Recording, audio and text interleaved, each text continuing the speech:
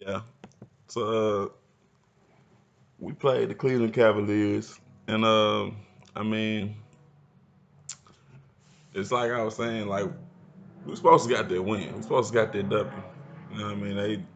Cleveland, if they don't end up with the worst record in the league, you know what I'm saying? Kudos to their coach because they definitely got the worst roster in the league. You know what I mean? They definitely, to me, got the worst roster in the league. I don't even know who they got. They got Sexton,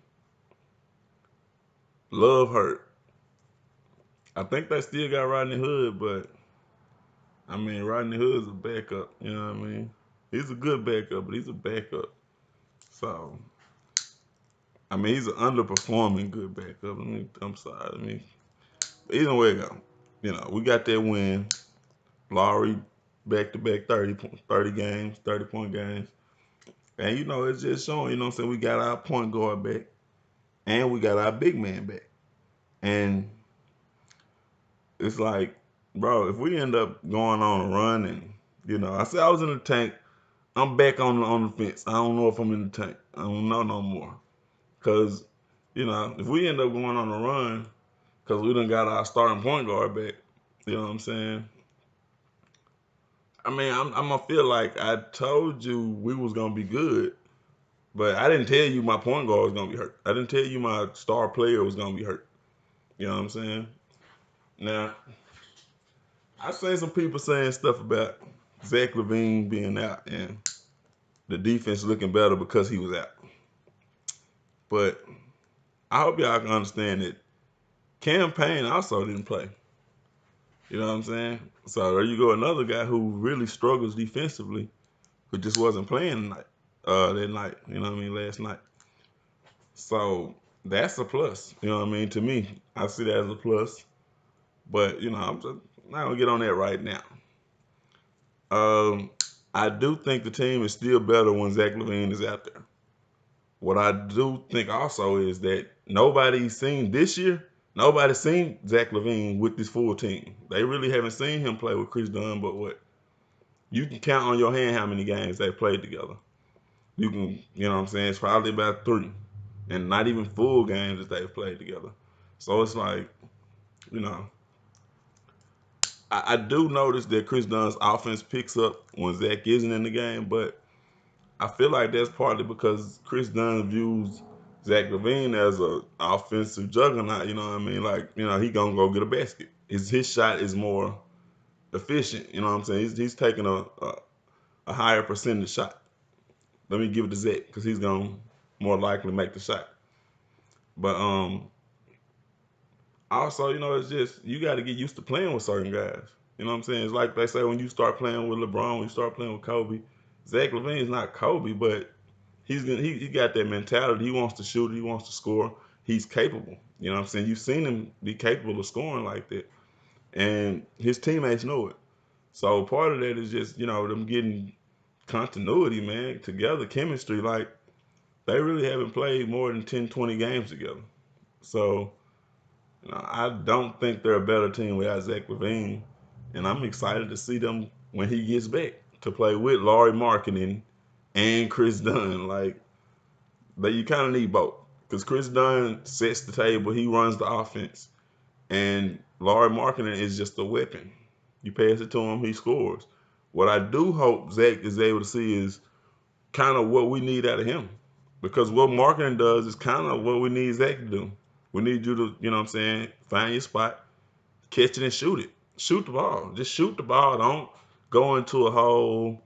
You know what I mean? Don't make the ball stick in a fashion that's, you know what I'm saying, in this fashion where it's ISO ball and we watching you play ball against these guys.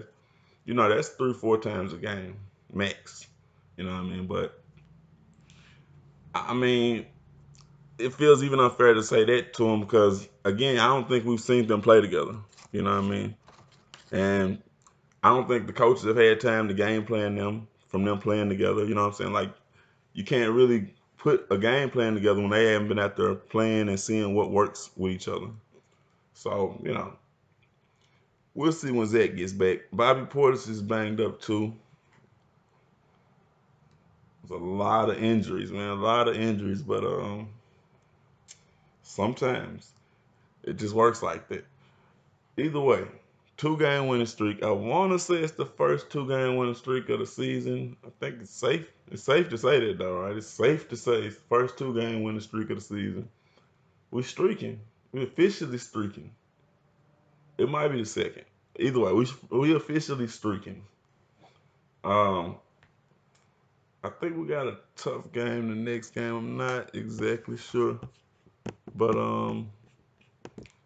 you know, yeah, we got Minnesota next, and that game will be on Wednesday. Hmm. Yeah, so that game will be on Wednesday. Minnesota, they might still be beefing with the whole trade deal thing. I don't know, but I know we need that win, and we gonna be at home. So I mean, we can get that win. We can get that win. We can get that win versus Minnesota. Now I'm not gonna say it's a lock like Cleveland was, but after Minnesota we got Washington. I feel like I'm confident we can beat Washington too. We might not beat them just because John Wall got this thing. I think like he done been on too many YouTube videos in the comment section. He done seen them talking about Chris Dunn better than him, and he gonna bring it. You know what I'm saying? It seems like he always bring it when he play Chris Dunn. So I don't know. Plus they need wins in Washington, so we'll see. And then we got Toronto after them. The Toronto game is probably the least likely to be won, but I'm hoping we can stretch it to 4 games though. Maybe we can stretch it past this Minnesota and Washington game and, catch some teams sleepy mid-season, not expecting much, which is cool. You know what I mean? Like I say, it's very possible, bro. I still think it's very possible. At 8-25, I ain't gonna say how possible it is to make the playoffs, but it's possible to go on 5 game winning streaks, multiple times in the season. Um, we got to get healthy. If we get healthy, bro, like everything changes. But without health, it's like everything's gonna look bad. Uh, but they look gritty. I'll say that they look gritty with Ryan Archie out there, Shaq Harrison, Chris Dunn. They the gritty guards. You know what I'm saying? The gritty little guards out there. They even playing Blake Show some. He had a nasty block. Listen, bro, you gotta play Blake Show. You gotta let Blake Show play. And I know they're playing him now because Zach's hurt. That's really the only reason they're playing him is because Zach's hurt.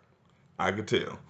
But hopefully he's learning some tough lessons that are kind of I see his release seems like it looks a little quicker. I say that too. It looks like he's been working on speeding up that release because I mean he was getting blocked early in the season and it seems like after those blocks started to kind of pile up, he got pulled. You know what I mean? He got pulled from the rotation basically. Um, one more thing, Raleigh Hawkins played last night. I don't know if he had played before, but he played last night and he shot the ball and he made it. He made a shot. So there you go. We had a Raleigh Hawkins sighting, and that's cool. I don't know if they gave up on Tyler Eulis or if he's hurt but I know we're shorthanded. Seems like it's just what I'm saying, droning on and it's messing with the reputation of the team. Um, it's tough, man, because you look at teams like the Warriors, Golden State Warriors. When Stephen Curry went down for the Golden State Warriors, what were they like 2-4 or something like 2-5? I want to say they had a under 500 record though. They were struggling. Everybody, what's wrong with them? What happened? Where did they go? They lost one player, one point guard, who doesn't exactly initiate the offense like my point guard. My point guard initiates our offense. So when a team loses, you know what I'm saying, their Steph Curry and their Durant and their Draymond Green, you know what I mean? You might as well say, you know what I'm saying?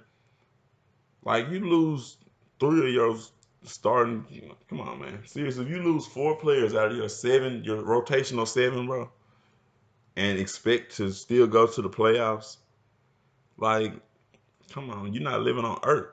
You're not living in today's NBA. Like that's not gonna happen, bro. Tell me which team has lost their starting point guard and still went on to have success throughout the season. You can't. And these are teams with good backup point guards. So now tell me which one does it without a good backup point guard. Like nobody, bro. So, it's funny that, people ragged on the Bulls. They ragged on them. Hopefully we can go on a winning streak, you know, end up one of those, oh, the Bulls have really turned it around type deals. And, it's going to be some smart people out there that saying they didn't turn it around. They got healthy. They got healthy. That's all. Memphis looked like one of the worst teams in the NBA last year when their point guard was hurt. That was the only person that had to get hurt, their point guard. I mean, Memphis got depleted last year. But the point is, bro, injuries will change your entire team, the entire look of the team, the way the coach looks. You know what I'm saying? I seen some coaches look real bad. I seen Doc Rivers look real bad some years when Rondo got hurt. So, like, seriously, man, you can't just count those injuries out. Chalk it up to we had an injury plagued season if we don't make the playoffs. But don't chalk it up to we predicted wrong. We said no, we shouldn't have said we shouldn't have had our hopes up so high.